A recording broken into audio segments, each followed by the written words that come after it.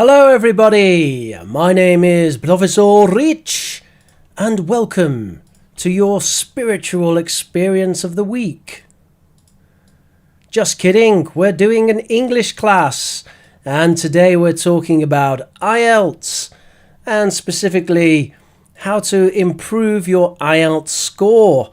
We're going to have a look at a full IELTS test and we're going to give some feedback based upon that test. Hello everybody, good afternoon and welcome. How is everybody doing? And you can see here the plan for the day. And also you can see that I have a funky background and my camera is quite zoomed out. So let's just zoom it in a little bit more there. Okay, that's a bit more like it, I think.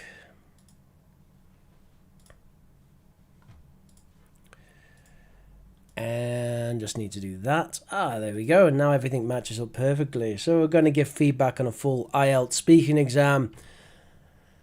And I did talk about the marking bands last time. I'm not going to do that again, but we might reference the bands. We are hoping for a 7 or 7.5. And we will also talk about how we can make that even better. So we will get right into this in a minute and we'll listen to the very first part of the test, which will be just the examiner saying, hello, what's your name? And this part of the test is, well, actually all of the test is scripted and the examiners are encouraged to follow the script as closely as possible.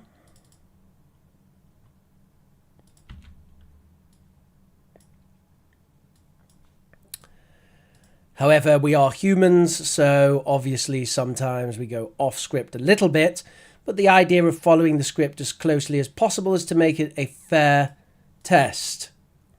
So may I say hello to Pallavi, Mina, Vladimir, Romelia, Manjula and Ekaterina, and we won't be actually correcting homework today.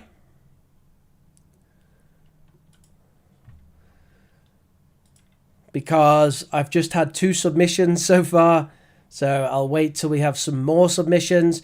In order to submit the homework, this is the homework by the way, here's the homework. In order to submit the homework, you must join our Discord. You can join that at bit.ly/englearnchat for your invite to our Discord. It's very easy to set up and join, and there you can play Pokemon games with Pallavi, or you can post memes and GIFs in the chat. It's wonderful. So, let's listen to the start of the exam. Here's the first bit. Hello, my name is Richard Nolan, and what's your name? Well, my given name is Domenico. My family name is Lafauci.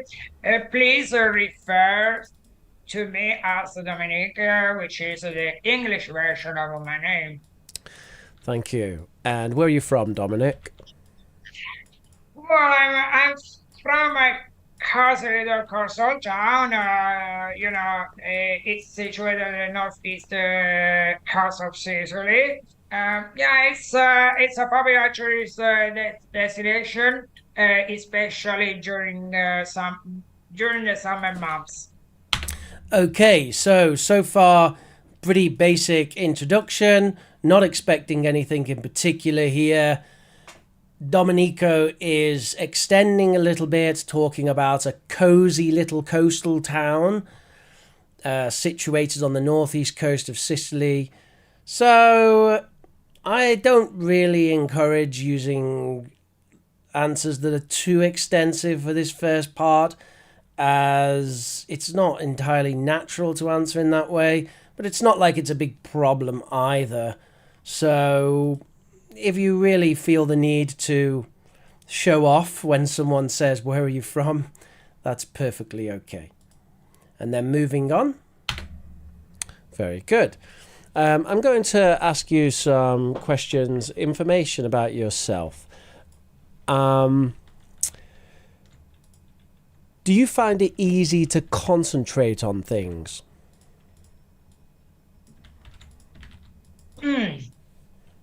I must tell you, my honesty, that I'm affected by a short attention span.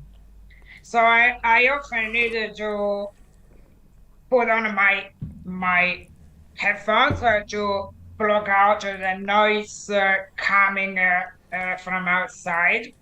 Otherwise, I cannot concentrate uh, on my tasks. I cannot prioritize.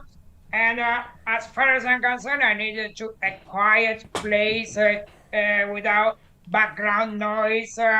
Otherwise, I get mad, and I can say that I'm a kind of stickler for silence. Okay. So here we have the first real question of part 1 of this IELTS test, and let's have a look at it. We have, I must tell you, and then there's a confusing phrase which the pronunciation's difficult to understand. I think it should be "to be honest," but it sounds like Domenico says something honesty or something honestly. I'm not quite sure what he's saying, but I think "to be honest" is what we're looking for. I must tell you, to be honest, that I'm affected by a short attention span. I'm affected by a short attention span. There's nothing wrong with that, exactly, but could we say that in a more natural way? I've got to tell you, to be honest, that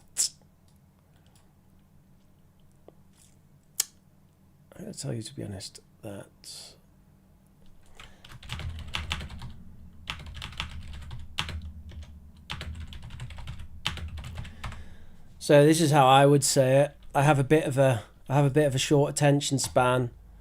And you might think, yeah, but Rich, isn't that less advanced than affected? Well, but have is correct, and affected doesn't sound natural. Maybe sounds a bit Latin speaker. So I have a bit of short attention span. So I often need to put on my headphones to block out the noise coming from outside. Outside being outside the house?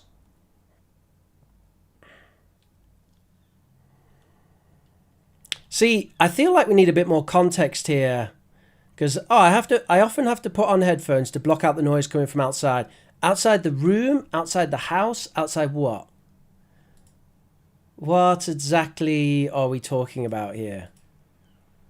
So that's a bit of an issue. So I feel like we can improve this a little bit as well. Again, there's nothing wrong with the grammar, but I think contextually it can be improved. I often need to put on my headphones to block the noise. I often need to put on my headphones to block out, let's just say to block out background noise. There we go, sounds a lot better. And here we've got the strong collocation of background noise. Wonderful. Otherwise, I cannot concentrate on my tasks. I cannot prioritize. Apologies there for the American spelling. Watch out for that. I used artificial intelligence to transcribe the audio, so there's a bit of American spelling there. And as far as I'm concerned, I need a quiet place without background noise. Oh, look, he's used background noise. So now we've got an issue, because it would be better if we had a synonym here. I need a quiet place without any major distractions. Major distractions. A quiet place without any major distractions. Otherwise, I get mad. So, yeah, I get mad. I'm not sure that I didn't really like that. Because get mad is like either crazy or angry. And I feel like both of those are quite intense, maybe unnecessarily intense. So let's bring it down a bit and say, otherwise, I get really irritated. Otherwise, I get really irritated. And then there's this last one where Domenico is trying really hard to use the lovely vocabulary of stickler. American expression. Normally saying a stickler for the rules. It's someone who insists on exactness. And a stickler for silence is not a strong collocation, so I don't like it. It's all right. It's not a problem, but it's not showing off either. It's not great. So let's have a nice strong collocation to talk about silence. And also, it's this I don't say. I'm not sure. I think maybe the pronunciation was a bit off there, and it was a bit difficult to tell exactly whether we were saying I want to say that I am or I don't say. So let's change the whole thing. I'm going to say, I've got to say that I'm a bit particular when it comes to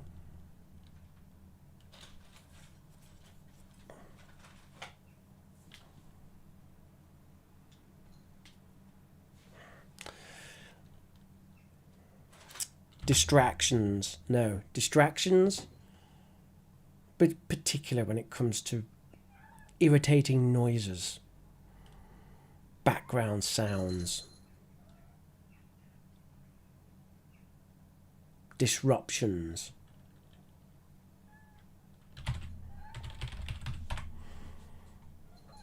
I've got to say that I'm a bit particular when it comes to disruptions.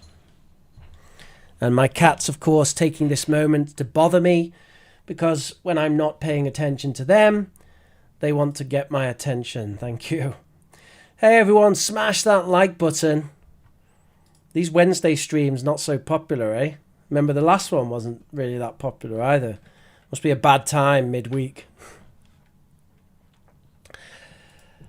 Great. So there we have a bit of correction there for the first question. So let's move on to the next part, unless there's any questions here. There's some things in chat there. For me, when it comes to studies, I can't concentrate on my studies.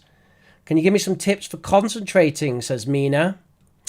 Play classical music, Mina. So go on YouTube and type classical music for focus or type famous classical piano, and you'll get some excellent YouTube for study and concentration. Also, I highly recommend caffeine. That's one of these.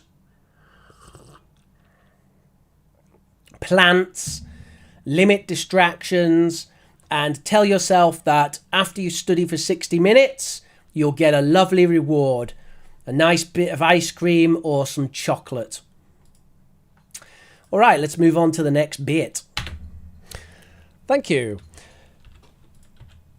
Where would you like to go to concentrate better? Well, the best place for me to focus on my tasks is bedroom. It's where I spend a significant portion of my day. Sometimes I need to lock myself in my bedroom to prevent my parents from barging into my bedroom and causing disruptions to my activity. Because when I get distracted, my productivity decreases significantly. Great. So there's some definite strengths and weaknesses here. So let's take a look at what we've got. I'm just going to move my microphone because it's kind of in the way of my screen. And it's making it a little bit difficult to do anything. All right, that's a bit better. Hopefully you can still hear me okay. I've got quite a strong compressor on the audio today. Let me know how the audio is. Compressor sounds good to me. Right, the best place for me to focus on my tasks is my bedroom. No problems there. It's where I spend a significant portion of my day. So quite like that. It's kind of a cleft sentence. Instead of just saying, I spend a significant portion of my day in my bedroom, we say, it's where I spend a significant portion of my day. Sometimes I need to lock myself in my bedroom. Very good, perfect usage, strong collocation. To prevent my parents from barging in. So we've got the repetition of bedroom again. I would drop that there. It'd sound better if we just say barging in. If you want to get a bit fancy, we could say barging in on me.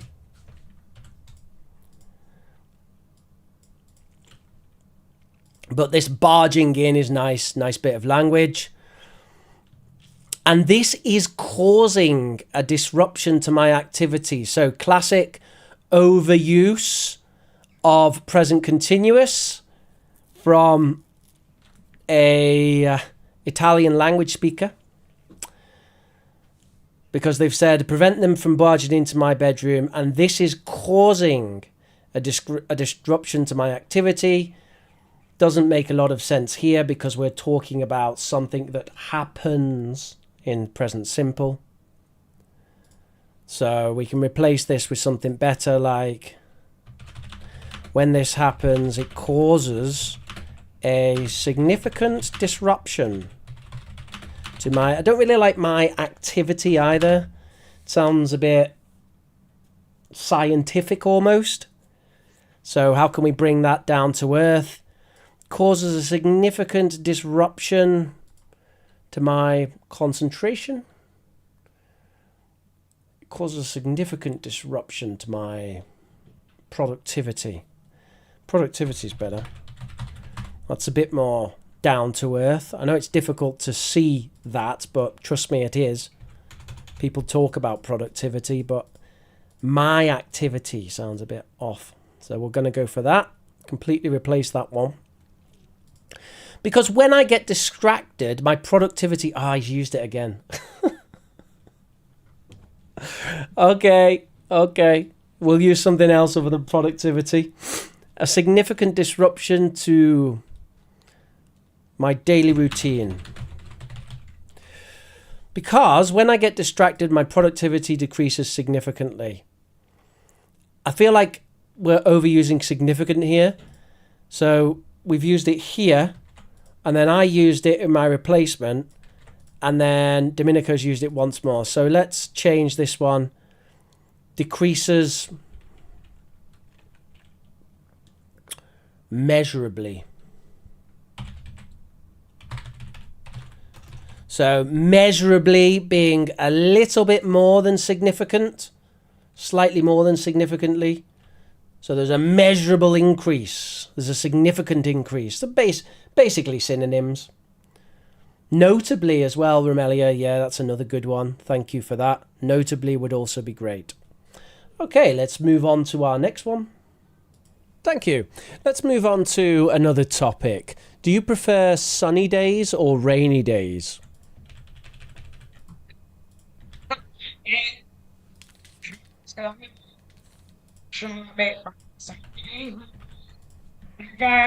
Well, I'm a kind of outdoorsy type of person. I like to indulge in outdoor activities like swimming, or going on a hike with my friends, especially over the weekends, because it it fosters these activities foster connection with nature. Right, so we have some great language there. I think Domenico here is being let down by his excessive false starts and repetition mid-sentence. I understand that it is natural to do that. Native speakers do it. We restart a lot when speaking. What is a restart? That's when I say, okay, everybody, so today I'm going to talk about this. So you notice I keep going backwards in my sentence. It's a natural thing to do when communicating, but I do feel like Domenico does it a little bit too much, which might make the examiner think that the problem is his fluency. So I would encourage Domenico to attempt to limit that a little bit, because actually there's some excellent language in this section. So we've got an outdoorsy type of person. I'm kind of, and we're just missing the article, which either was pronunciation or grammar. I'm not sure which, but I didn't hear the article either. So I'm kind of an outdoorsy type of person. Oh, lovely collocation. Perfect use of English. I like to indulge in outdoor activities like swimming or going on. So far, so good. Very, very good. Slight correction here with a hike. That should be plural because we're talking in general. So I'm not going on a hike. I like going on hikes, plural, with my friends, especially over, again, pluralize that, over the weekends. So plural, because we're speaking in general. Because it fosters a connection with nature. Now, you can see here that we have actually mentioned swimming, but then as we move on, it fosters a connection with nature. We're clearly talking about just the hiking. So I do think we need a bit of a connection there to say something like, I particularly like hiking as it fosters a connection with nature. Just something to say, hey, I am identifying the hiking specifically for that, not necessarily the swimming, unless, of course, we're swimming in pools, kind of in the outside. Although he does say outdoor activities like swimming. See, that's interesting because when we say swimming, we naturally think of swimming in a pool. But I think here that Domenico might be talking about swimming in the ocean, in which case we should adapt swimming and don't just say swimming, but say open air swimming or even swimming in the sea. So we've got a chance to show off a little bit and use the correct phrase for that term rather than just swimming, which without more context, people will understand to mean swimming in a pool, which is why I was like, what? Connection with nature? So a little bit of expansion there, but in general, we have some great language there. And an outdoorsy type of person is lovely, really fantastic. All right, so let's move on to the next bit. Thank you. Have you ever changed your plans due to the rain?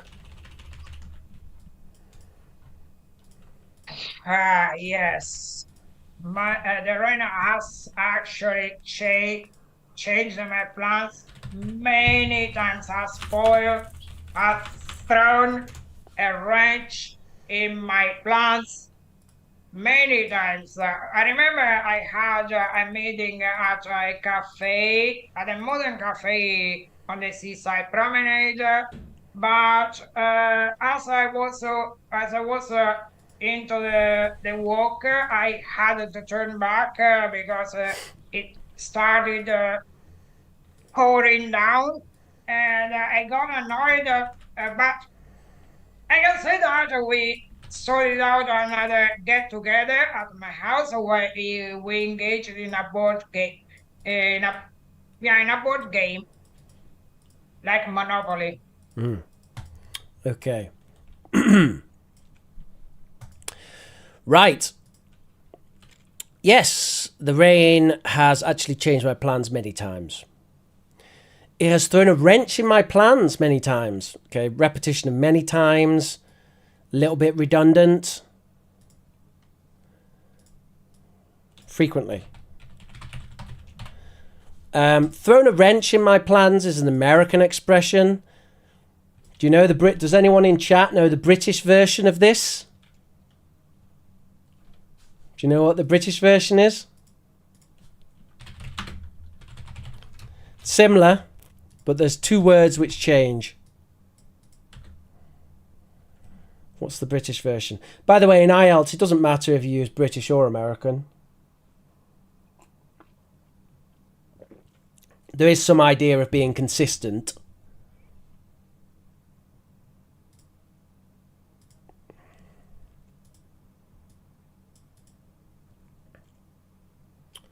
Shimi says throw in a lot. No, we're talking about throwing a wrench in my plans, which means it's disrupted my plans. And we're joined by the wonderful Manuel Gordillo, who says, Oye, pero qué haces? ¿Qué os pasáis? Do people say that? No, it's ¿qué os pasa, right? ¿Qué os pasa? ¿Qué os pasa? Oye, ¿qué os pasa? ¿Qué os pasa a vosotros? I feel like my Spanish has gone crazy. Is os even a thing? Vos, vosotros, ¿qué? Wow. My brain's gone now. Yo, tú, vosotros. Okay. Well done, Kashata. Throwing a spanner in the works. So we have this in the works. Throwing a spanner in the works is the British version. Obviously, that's far superior to the American version, which is trashy. Okay, just kidding. Just kidding.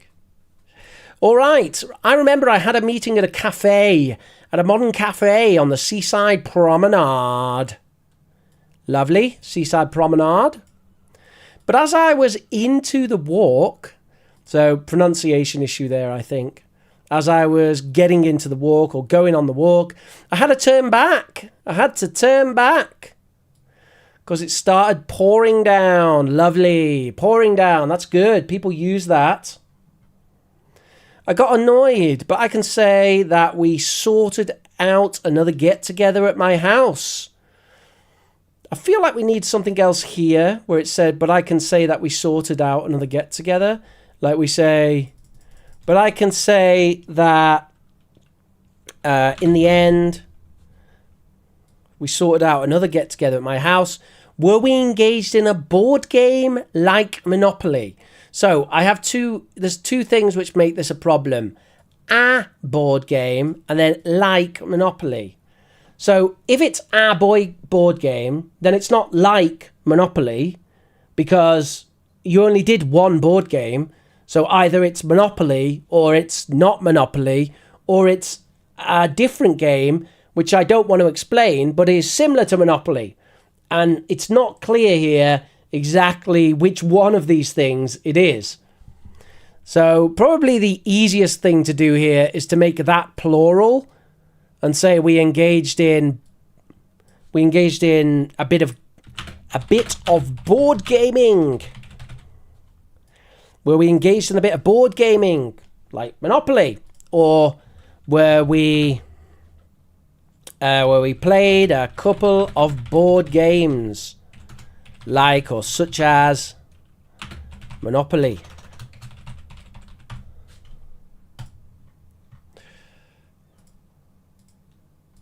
Board games only for children or elderly people. That's definitely not true, Manuel. That is definitely not true. All right, let's move on. All right, thank you. Now, in this part of the test, I'm going to give you a topic and I'd like you to talk about it for 1 to 2 minutes.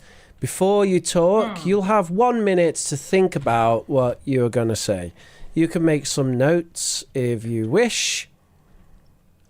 I'll share my screen now so you can see the topic. Sorry. Okay.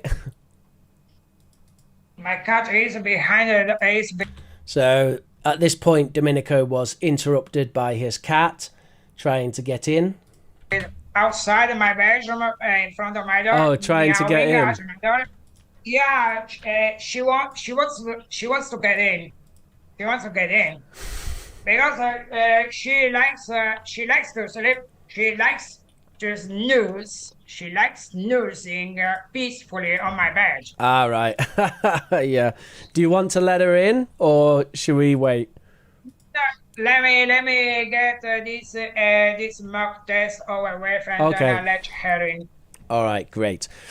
So you can see your task card here. I want you to describe a person who just moved into your community and brought positive influence. You have 1 minute to prepare.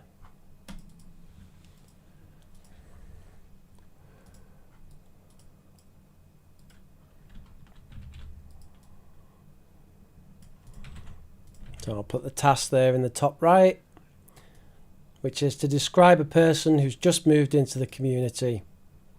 And you can see the task there. And currently, Domenico has 1 minute to prepare. You can make notes.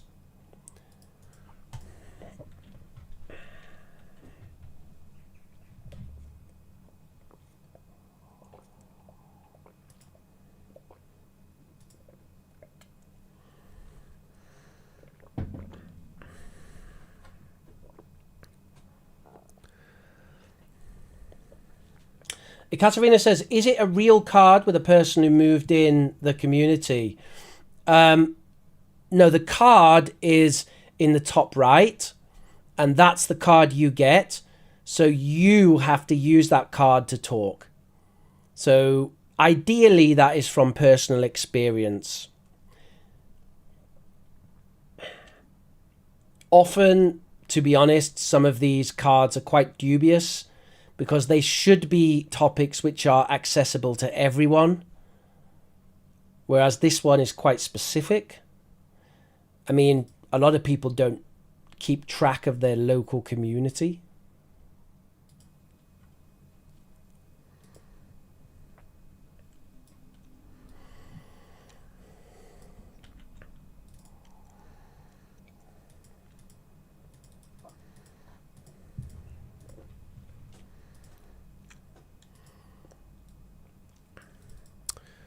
Okay, you can begin when you're ready. All right.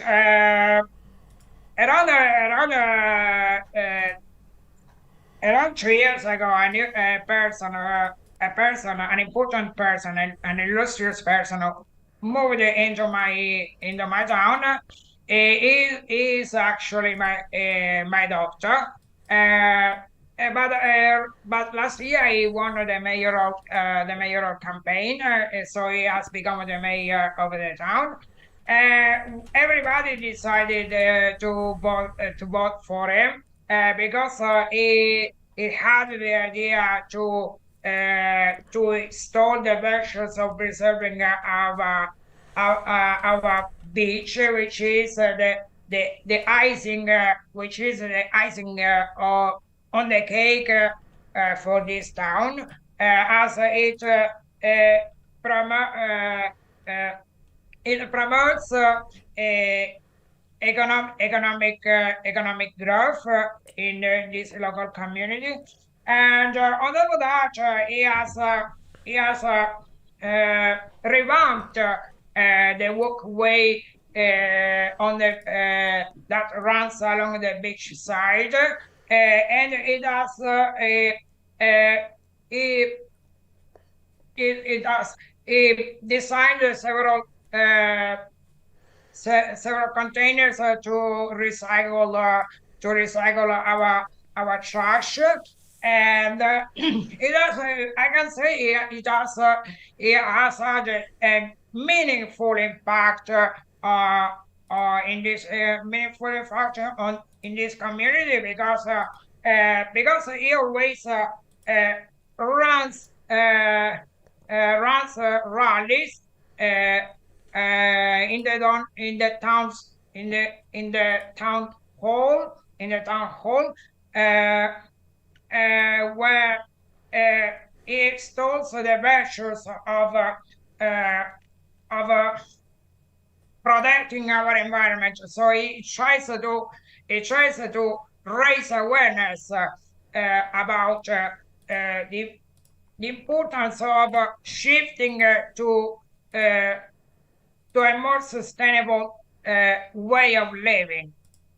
And I look up to him.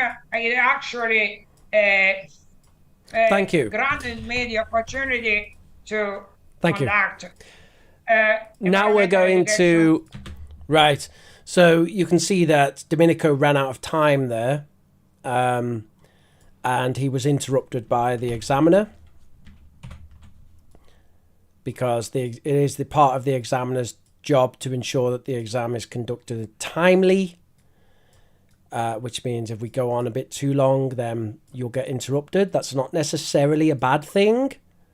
It's only a bad thing if you didn't manage to show off your language in the task. So there's a very interesting question from Ekaterina, and I'm going to talk about that. However, first, let's just take a look together at Domenico's answer. Around 3 years ago, I knew a person, an important person, an illustrious person who moved into my town. So, yeah, good language, a bit of repetition with the restarting, like I mentioned before, but illustrious person, interesting. Actually, he's my doctor. Okay, interesting. Last year, he won the mayoral campaign. So, wait a minute. He's your doctor, but he won the mayoral campaign. Interesting. So, he's become the mayor of my town. So, that is very interesting. And now I want to know more about it. Everybody decided to vote for him because he had the idea to instill the measures of preserving our beach, which is the icing on the cake for this town. He had the idea to install the measures of preserving our beach. Yeah, there's definitely there's some nice language, but there's something not quite going right there. So let's have a look at that. Install the measures. He had the idea to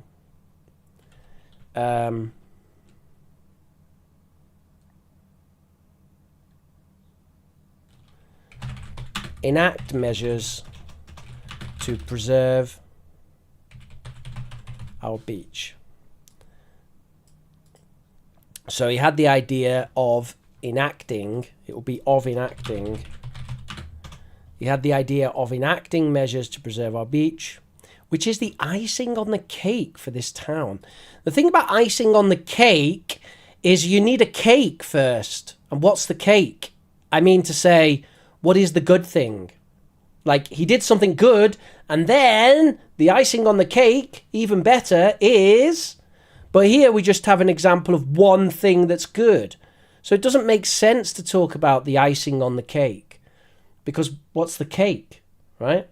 So the example of icing on the cake is like, oh, at work the other day, my colleague made me a cup of coffee. And I thought that was lovely. And the icing on the cake was that they gave me a biscuit. One of their own biscuits to have with my coffee. Right? So it's like they did something good and then they put the icing on the cake and made it amazing. Moving on. It prompts economic growth in this local community. It promotes. So suddenly we've switched to present simple, even though before we were talking about past simple. So we've got this kind of jarring change of tenses, which I'm struggling to follow when this story is happening now. Are we talking about what happened in the past? Or are we talking about a general thing? So this it promotes, there's a problem there. And other than that, he has revamped the walkway that runs along the beach side. Very good. Of course, the walkway that runs along the beach side is the promenade. Pretty sure that Domenico knows that as well. But all right, walkway's okay. And he designed several containers to recycle our trash. Great. We have the American trash, English rubbish. I can say that he has had a meaningful impact on this community because he always runs rallies in the town hall. So he's had a meaningful impact on the community because he runs. So I'm a bit confused here because I'm not sure if this because refers to I can say or a meaningful impact. So is it that I know about his impact because of the rallies, or is it that he has had an impact because of the rallies? So bit of confusion there. He installed the measures of protecting our environment. Again, we've got this installed the measures. I don't like that. Let's stop that. Yeah, he took measures. That we can change it to that. He took measures. He took steps. He took useful steps to protect our environment. So he tries. So again, we've got this present simple suddenly.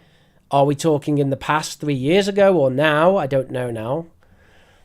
And I look up to him. Okay, that's all right. I look up to him is nice phrasal verb. And actually granted me the opportunity to conduct. So then we got interrupted by the examiner, and I'm not really sure where this was going anyway. So I don't think this was a great part 2 performance, actually, because it's a bit all over the place. It starts off with some useful vocabulary, but then we get very confused in the middle here. And there's a lot of issues with the language. So not a brilliant part 2. I think part 1 went better for Domenico in this particular exam. Now, let's have a look at Ekaterina's question. She said, what if I don't have experience, but I need to talk about it in part 2? So the official advice is be honest. So do not invent a story. Be honest, but talk about something tangential, right? So let me give you an example. Let's look at this one here that says, describe a person who's just moved into your community and brought positive influence. So we could imagine different situations here. We could imagine, for example, that people have moved into my community, but not positive, right? So let's imagine that one. So let's start. Well, recently there have been some neighbours that have moved in nearby me. But to be honest with you, I'm not sure about them having a positive influence. And I can't really think of anyone right now who's moved to my community and had a positive influence, because I live in a bit of a dodgy area. So I'll talk about this family that have moved in anyway and the situation with them. So they've moved in with their kids and they make a lot of noise, and their kids play in the street and they shout at their kids from the house, and everyone can hear that. It creates kind of a not a particularly brilliant atmosphere. So I think they're a little bit rude, actually. I think that they're not very respectful about their neighbours, and it's kind of creating a problem for the area, etc., etc., etc. So you can see there that I've spoke about a tangential topic. I've used the card, I've been honest, and I've spoke about a tangential topic, okay? Although I haven't actually been that honest because I just invented that story. But the advice is be honest. Don't invent a story. You don't have to talk about exactly what's on the card. So in IELTS, actually, there is no task completion mark. So focus on structure and talk about the topic, but be honest. We're talking about showing off your language over the content of what you're saying. In addition, you could use hypotheticals, if someone positive were to move into the community, like, for example, if someone very helpful were to move here, I think that would be really interesting. Like someone who moves in and kind of brings the neighborhood together, someone who goes and talks to different people and organizes community events and creates a sense of community in the local neighborhood. I think that would be really positive for this area. Okay, so using hypotheticals, loads of chance to show off your language there. That is the official advice. with this. You will hear teachers telling you different things about it because, hey, there's different strategies, but the official advice is be honest because it's supposed to be an authentic communicative exam. Okay. Great. And there was another question there from Kashata. It said, when you're told to take notes, is it like a paper or prepare yourself psychologically? It's paper, Kashata.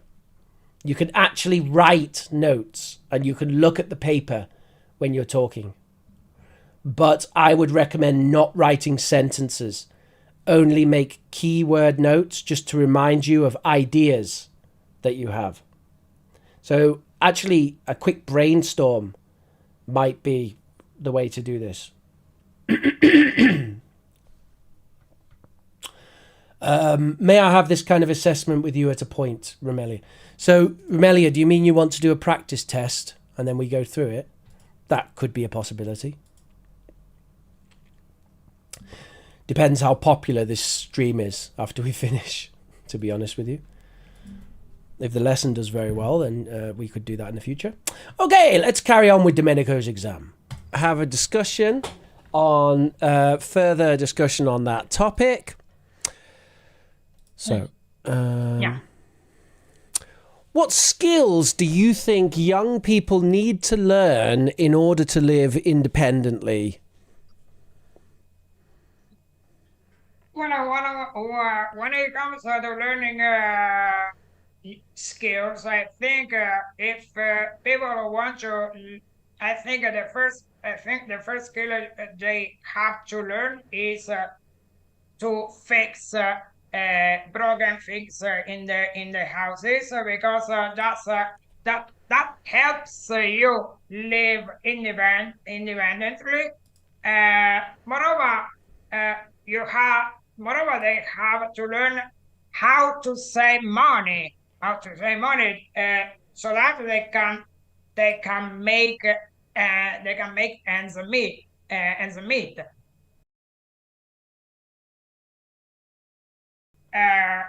That's another important because but it depends on the situation because if they have a low paid job, they have to learn how to manage the salaries.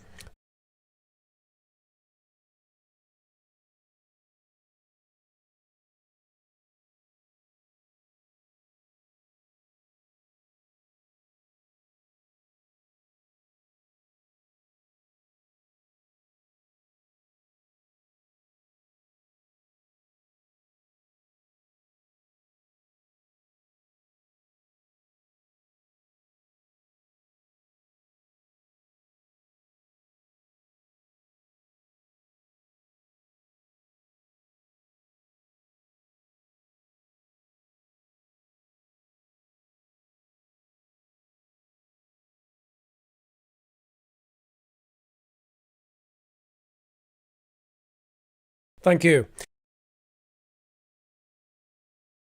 Oops, sorry.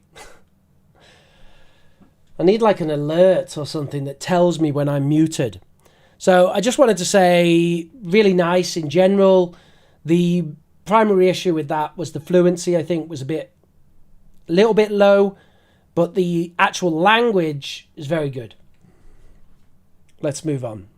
How can parents and teachers help young people to live independently? Well, that's a can relate to me because since I was since when I was growing up, when I was a kid growing up, I was taught to be courageous and seize the the opportunities with both hands. For example, when I went to Mexico to do my master's degree dissertation, I learned how to manage my expenses, and also and aside from learning a new language, and thus I think how parents can encourage their children to live independently because they have to push their children, their kids, to step out, to snap out of the comfort zone. That's the first thing I think. Well, that's my Thank you. opinion.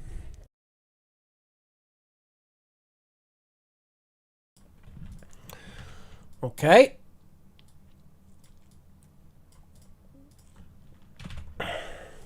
Well, that's a good question. When I was a kid growing up, I was taught to be courageous and seize the opportunities with both hands. Nothing wrong with seize the opportunities with both hands, but it's not the natural way of saying that in English, not quite. What would we say? Seize the day. I was taught to take a hold,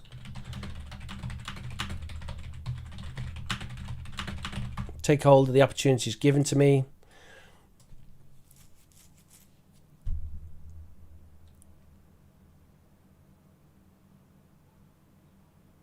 Seize the opportunities that come. I was taught to be courageous and seize opportunities. What's this with both hands? Is there some expression of seize the opportunities with both hands?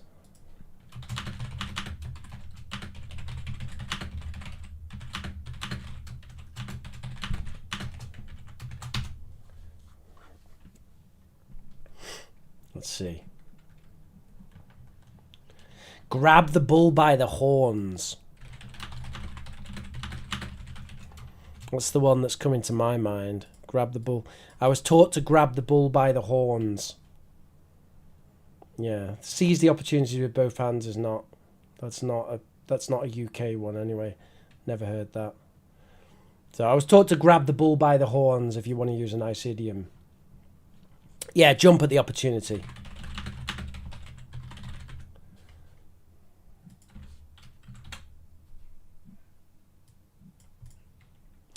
Keep my head above the water, says Kashata.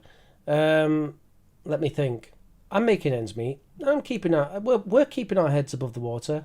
Yeah, I'm keeping my If you have a family, Kashata, then we're keeping our heads above the water.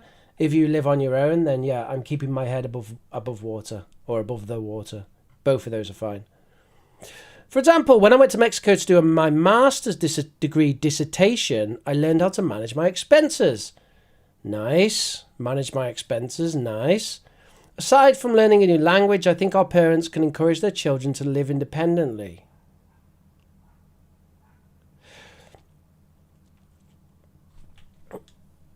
It's kind of weird that we suddenly talk about learning a new language. That's like come from nowhere. It's like aside from learning a new language. Yeah, but you never mentioned learning a new language. So what do you mean by aside from? It's like we're talking about an aside, but it's not an aside because we never mentioned learning a new language. I think our parents can encourage their children to live independently. I think that's good. Encourage their children to live independently is good. Because they have to push their children, their kids, to step out of their comfort zone. Step out of comfort zone also is very nice. And encourage their children to live independently as well. I think that's my opinion, sure. I'm not sure about that's the first thing. Yeah, it's kind of interesting, but I feel like we need something more to follow that up with this. That's the first thing. That's the first thing that I would do. Teach the kids to live independently. After that, yeah, we can talk about learning a language or something. Okay, let's move on. Thank you.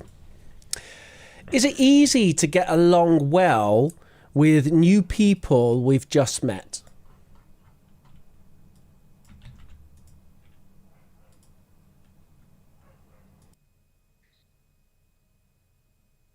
It depends on the situation, Rich. It depends on the situation.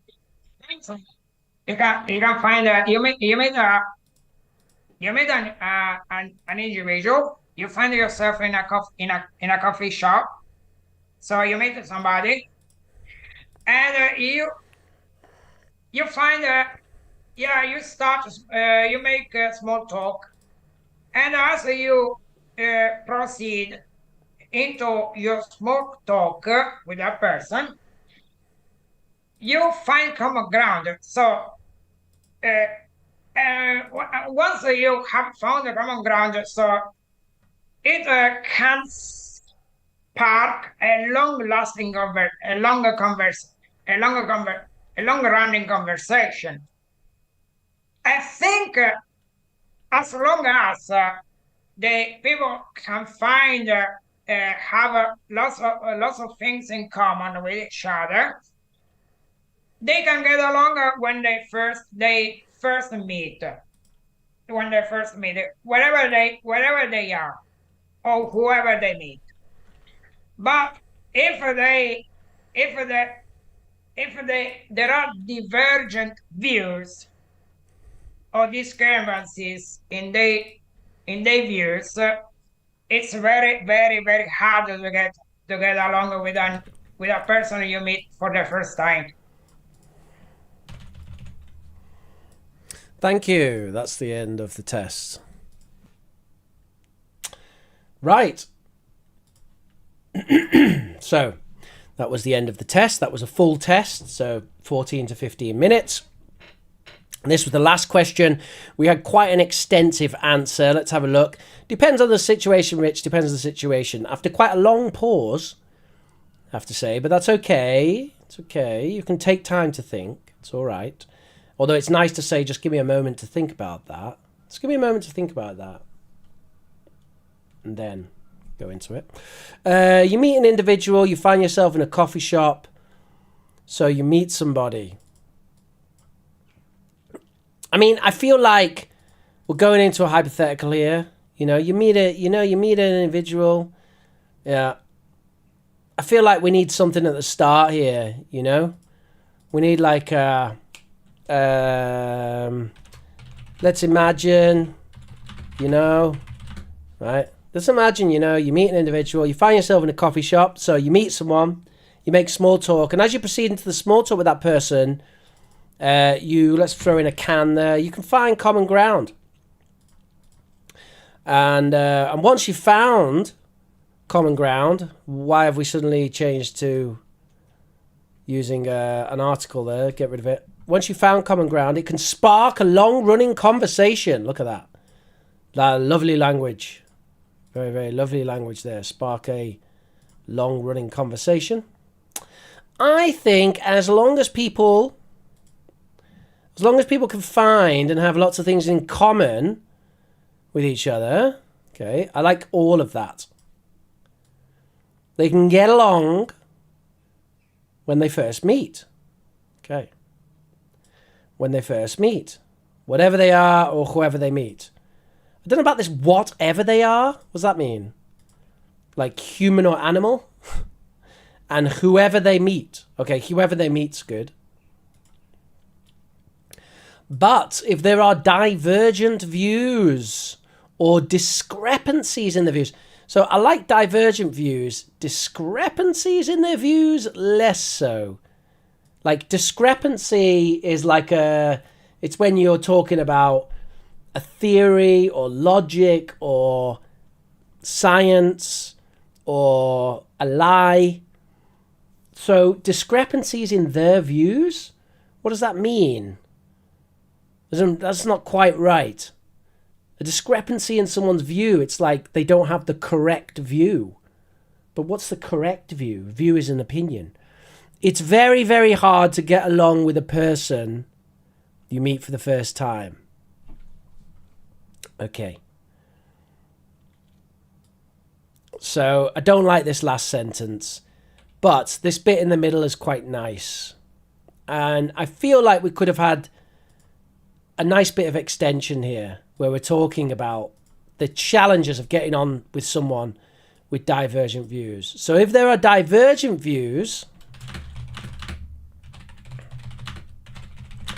it can make it particularly tricky to really get on well with someone in the first instance.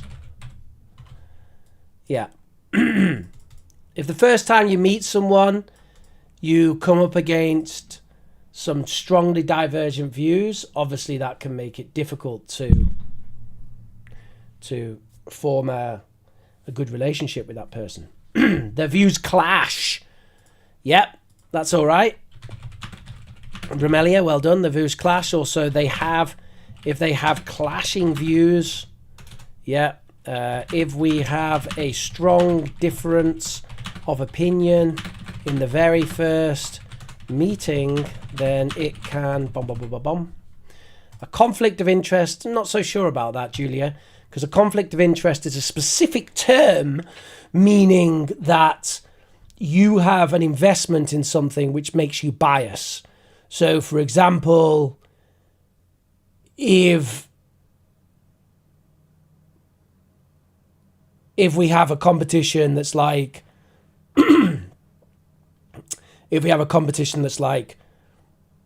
what's better, UK English or US English? And then I'm the judge. Obviously, I have a conflict of interest because I'm British. So I can't be balanced. And that was the end of the test. So I think that for the most part, Domenico's hovering around a 7 there. I think in lexical resource, we have the opportunity to go higher. So we've got the opportunity of going up to an 8 there in lexical resource. Pronunciation, we do have some issues there. So in pronunciation, we're sort of hovering around a 6.57. Fluency and coherence, also. I think that could be a big area of improvement, actually. Because some of the answers were quite difficult to follow. There was some slight problems with fluency, and then I wasn't quite sure what was being said exactly. And then grammar range of accuracy, I think we're somewhere around where we want to be, around about 7. So areas for improvement then. Coherence for sure. So we want a nice structured answer that makes sense and makes clear points. Not sort of rambling all over the place, if possible. And yes, pronunciation. Difficult to improve pronunciation very quickly. But there were some little discourse markers. It was difficult to know exactly what they were. That was a little bit tricky. And vocabulary is good. Okay, Domenico has good lexical resource. All right, so that's my assessment there.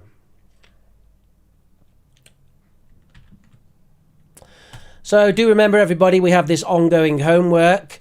The homework is to choose a country in the world and research the events of that country in 1939. Summarize the interesting things you learned in 2 minutes.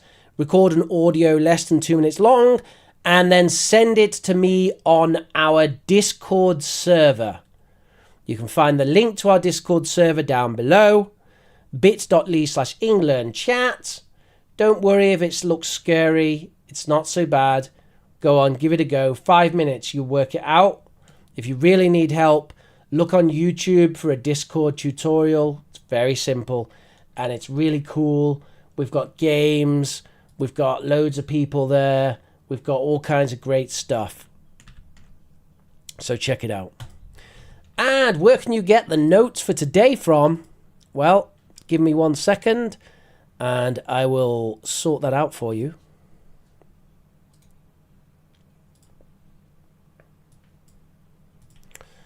So I'm just uploading those right now. I don't know why, but recently YouTube has been a bit funny about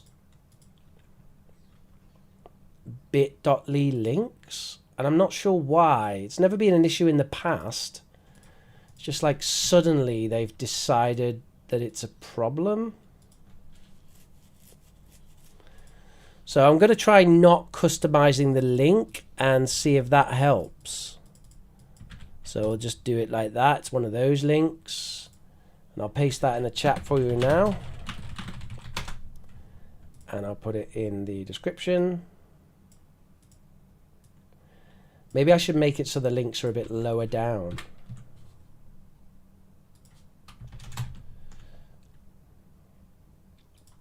Yeah, that's what we'll do. Right. So, everybody, what questions have you got from today?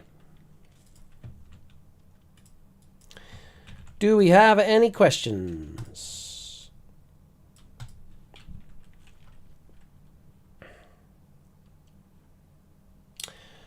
Vladimir said, yesterday I found that STEM is science, technology, engineering, and mathematics. Yeah.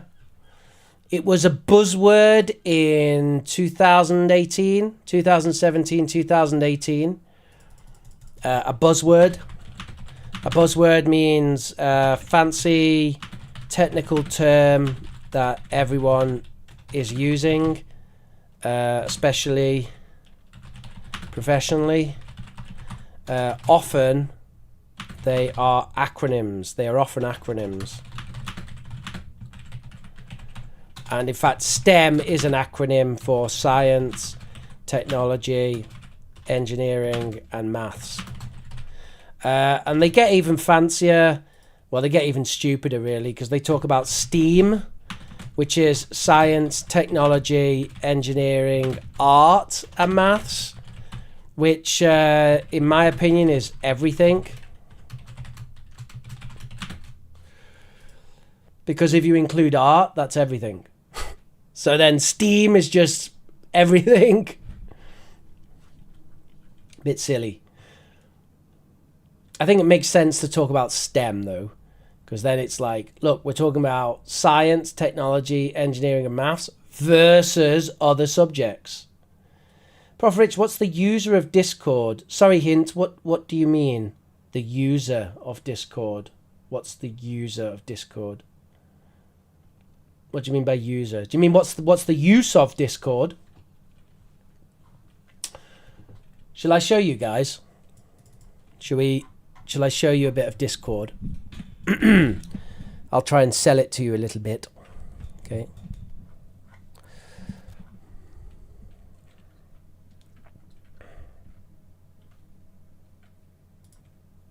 Sell it to you. It's a free thing.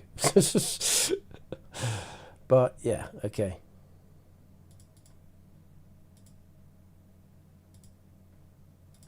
So this that you can see right now is our Discord server. Okay. And one of the nice things about Discord server is that we can have rules. So not like Skype, but now we actually have rules. Okay. Announcements. Nice little announcement channel. Then we've got our main chat where people talk about things. Here we've got Manuel posting some stuff. Plavi having a chat. Domenico. Okay. Everyone having a bit of a chat there.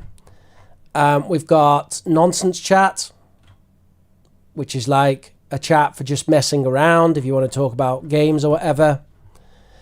We've got a non-English chat where you can see that I'm learning how to say sexy in Vietnamese. And we've got grammar learning, vocab, IELTS. We also have requests where you can request topics for future streams. And we've got a Pokemon game. So you can play some Pokemon game. And you can see here a battle between Prof. Rich and Pallavi. And Prof. Rich won. Yeah. So that's our Discord. You can also, on the right, you can see everyone here. So you can message people. So, for example, I could message Vladimir. And then that will start a private conversation with Vladimir. Okay. So, yeah, that's the advantage of Discord. That's why we've moved from Skype to Discord. It's much better. It allows for a lot more things. And it allows us to keep it safer. because previously Skype was kind of public and open, whereas now it's a bit safer. And hello, Domenico. I hope you're doing well. Hope you're having a lovely time in Ireland. I'm looking forward to seeing some pictures of Ireland. Let's have a look here at Katerina. How not to get puzzled in the exam and employ a range of words that may be really brilliant and advanced. So there's two things. It's a two-step plan, Katerina. Two-step plan. Where step one, I'm going to change my font. I'm getting a bit fed up with this font. I always use it. Oh, I can't find the other font that I like to use. Is it not? Okay, never mind. I'll just carry on using this font then. So it's a two-step process. Step one is get the level. And step two is practice the exam. So, do you want a 7.5 in IELTS? Right. Step one, get the level. So, what does that mean? That means you need a level test.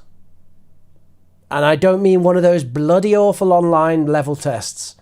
I mean, you need to speak to a professional teacher who knows what they're talking about. And you need to do a good 30-minute spoken diagnostic.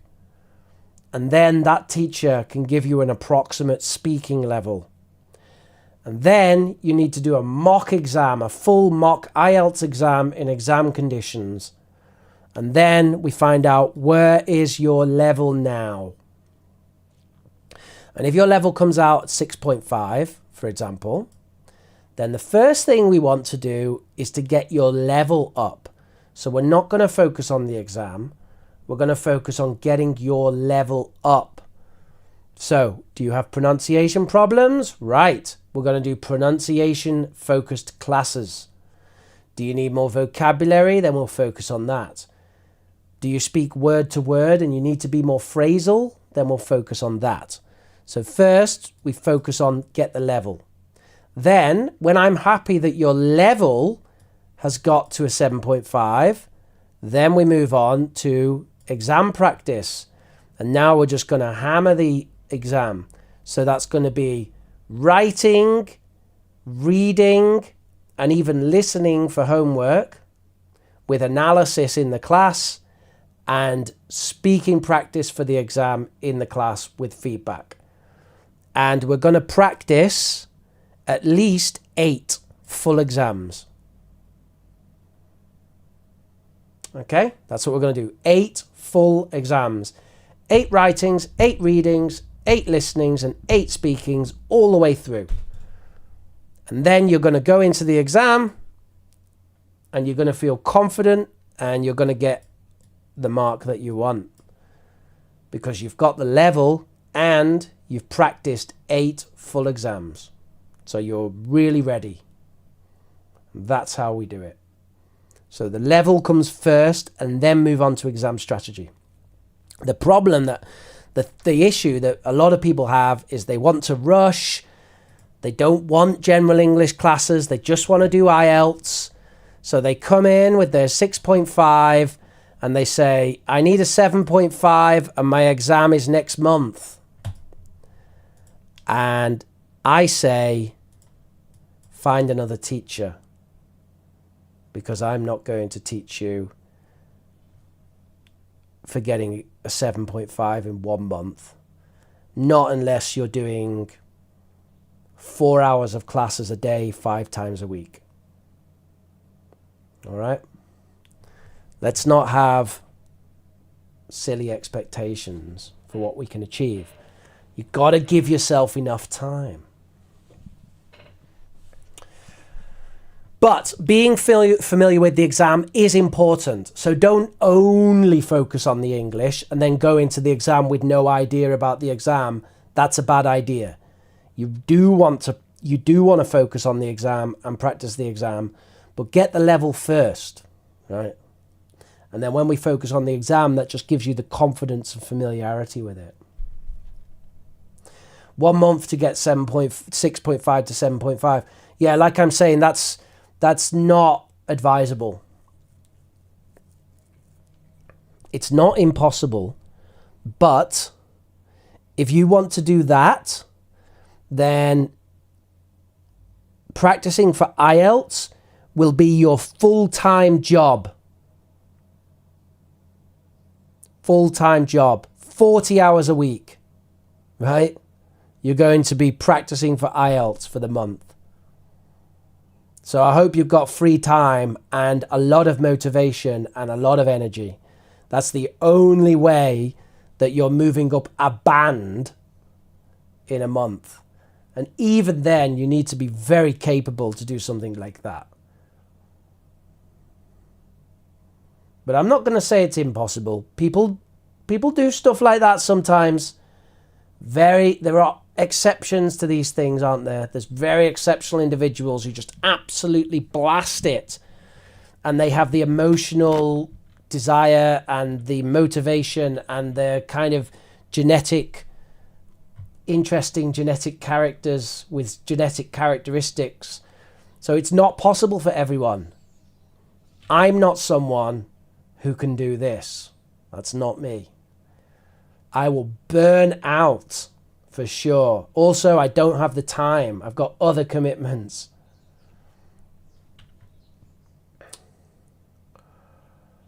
Yeah, that's a good point as well, Domenico. It does depend on your level of proficiency because, for example, going from a 3.5 to a 4.5, that is not the same thing as going 6.5 to 7.5, right?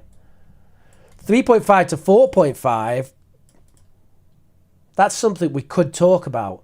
But 6.5 to 7.5, no. Okay? And 8 to 9, forget it. You're lucky if you can do that in a year of classes, twice a week, 3 hours a week, every week. If you can go from band 8 to band 9 in a year, wow, you've worked really hard. So obviously it's not the same. There's this ridiculous table, right? And I don't know what the data is based on.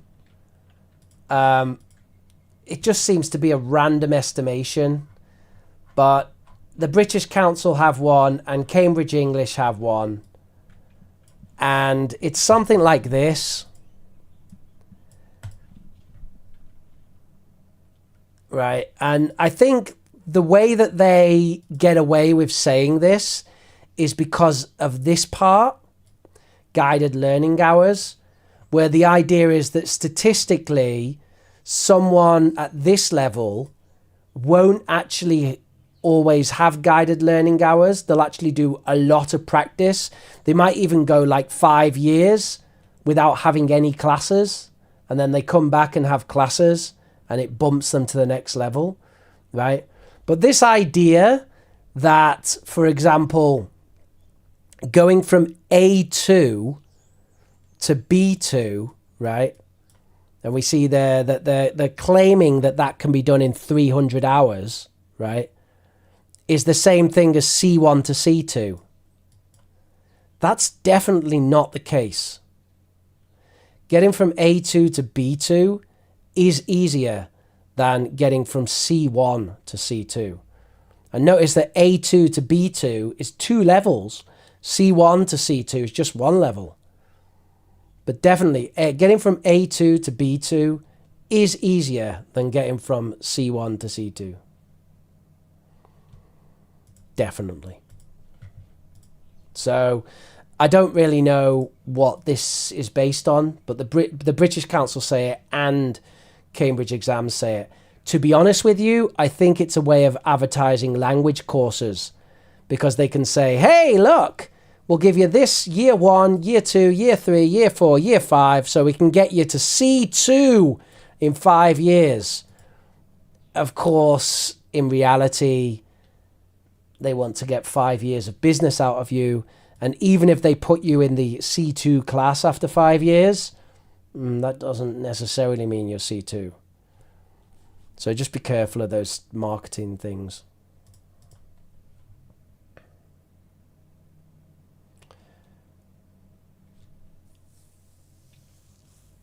I'm not so sure if a native student could pass a C2 exam, Manuel. C2 is really a bizarre level. And everyone who I've met who's passed a C2 exam, they're like really studious people who really work hard. Like they're like really exceptional people, you know, who pass C2. I'm not saying therefore go out there and pass it, because actually the C2 exam's not that useful. But if you can do it, all power to you. I recommend C1. Go take a Cambridge Advanced. That's a great exam. CAE is a great exam. Which exam do you think is more reliable? That's an interesting question, Romelia. Certainly Cambridge English and IELTS are two of the most reliable language exams in the world. In my opinion, more reliable than Duolingo. And more reliable than the exam that I currently teach for. Which is not my choice, it's government chosen, because I work for a government funded institution in the UK. So it is what it is.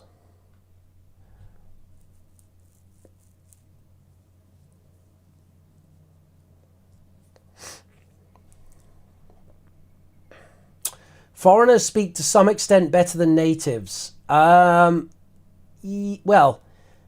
the thing that's interesting, Ekaterina, is that being a non-native, you have to learn certain communicative skills which might make you a better communicator than a native speaker. Because a native speaker doesn't necessarily have a second language.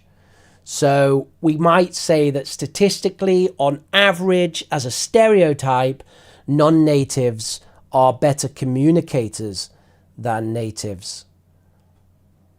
Obviously, it's definitely a hashtag not all situation.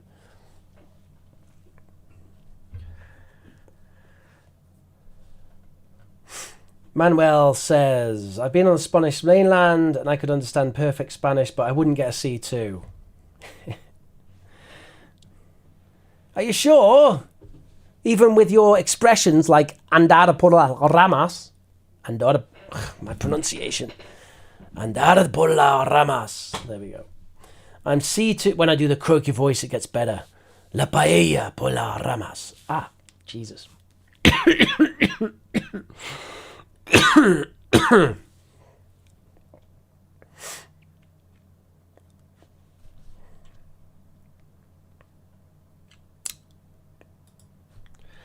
I'd love to book a session with a teacher, but my card isn't debit or credit. Well, Kashata, there are ways of booking me that are different to that, but I have to be honest with you.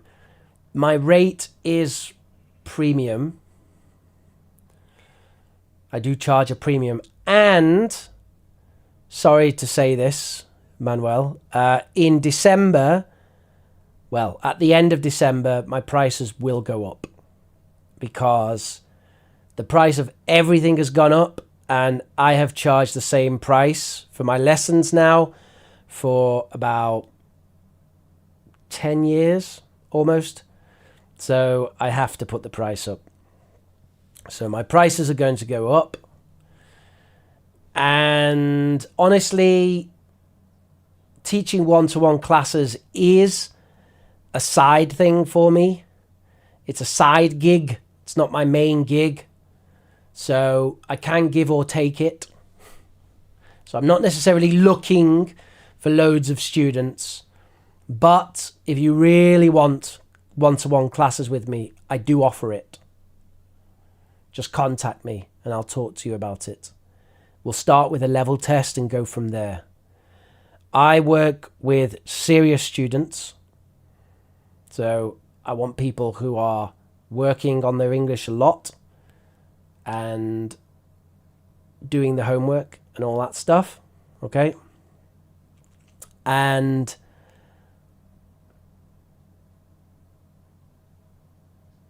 yeah, we'll leave it at that. If you're interested, contact me.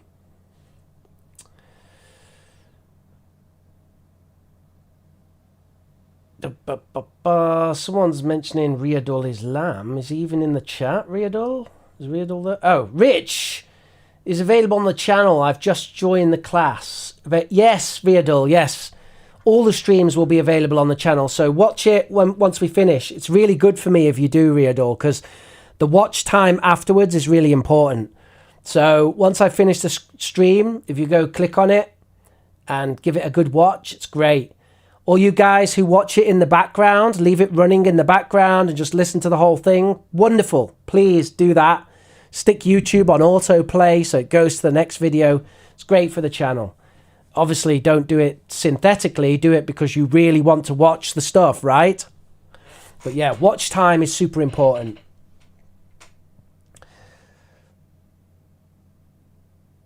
Some IELTS supporters say that a C2 certificate has no actual value as they don't test, or they don't test the language accuracy. Would you agree? Who says that, Romelia? That is totally incorrect.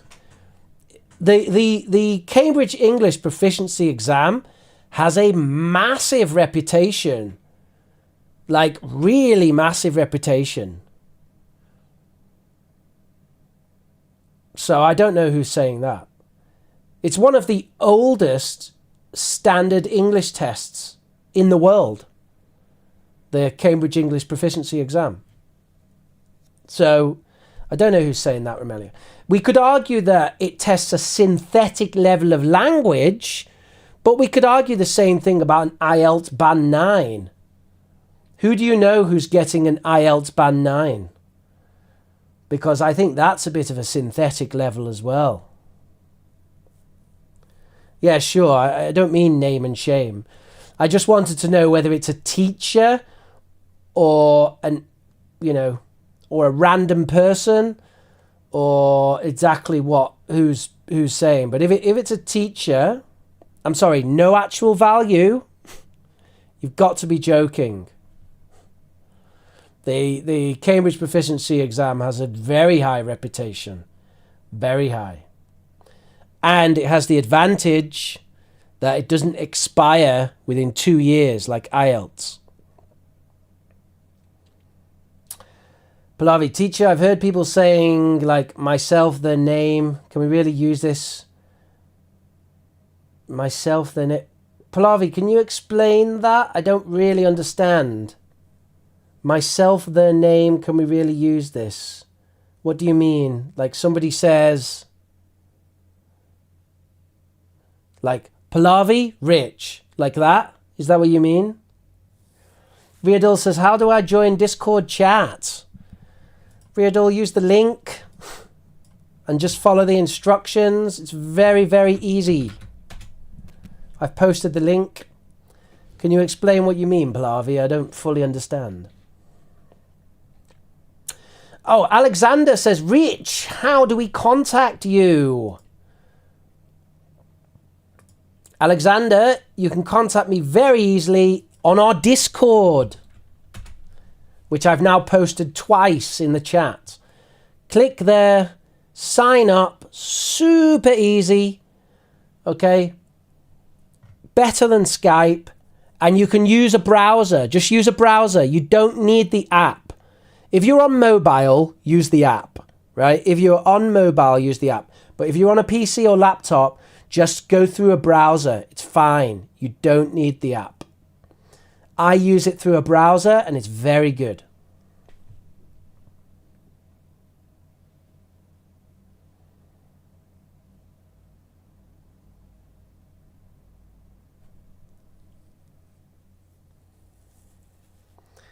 I think writing is one of the easiest skills to improve, Romelia, to be perfectly honest. I think writing is one of the easiest skills to improve if you are literate. I have students who are not literate in their native language. then it's difficult. But if you are literate in your native language and you use the Roman script, then I think improving writing is one of the easier skills, because it is a situation where you can punk the exam. As in, you can go into an exam loaded with useful phrases and you can just hammer it.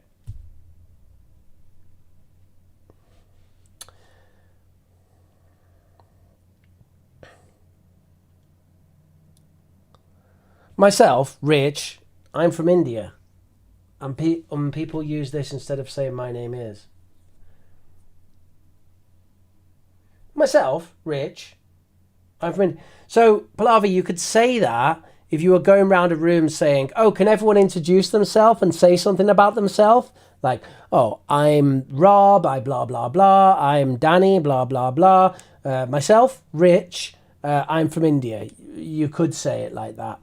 I don't like it. Personally, I say I'm. So I say, my name's Rich and I'm from blah, blah, blah, blah, blah. Or I'm Peter and I blah, blah, blah.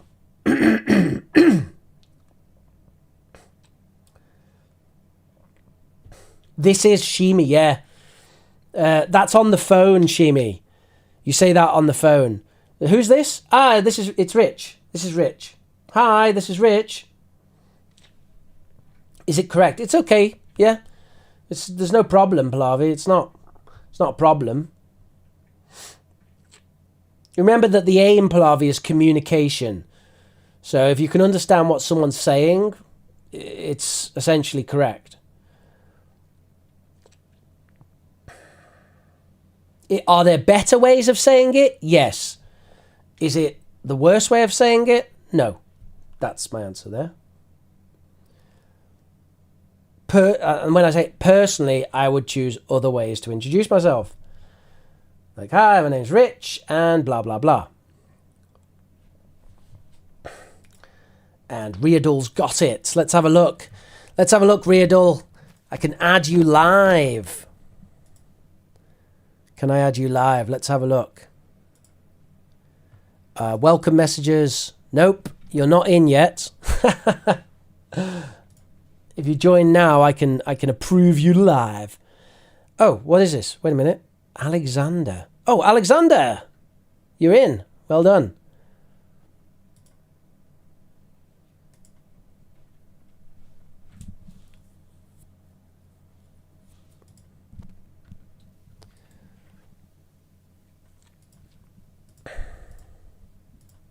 So you should be able to access the chat now, Alexander. I've approved you for access.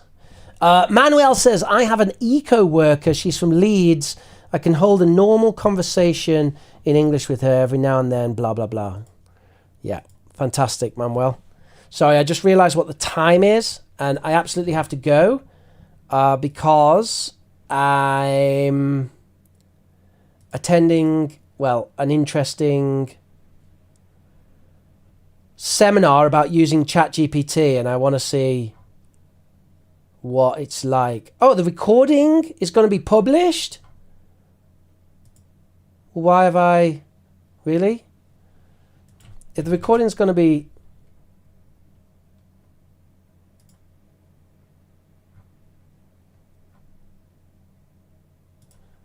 published, then why do I need to attend it? I guess it could be nice to be live. I do kind of want to go to this. It's by Trinity College, who traditionally have very good teaching stuff. Yeah. So I'm going to go and attend this. Thank you very much, everybody, for joining me today.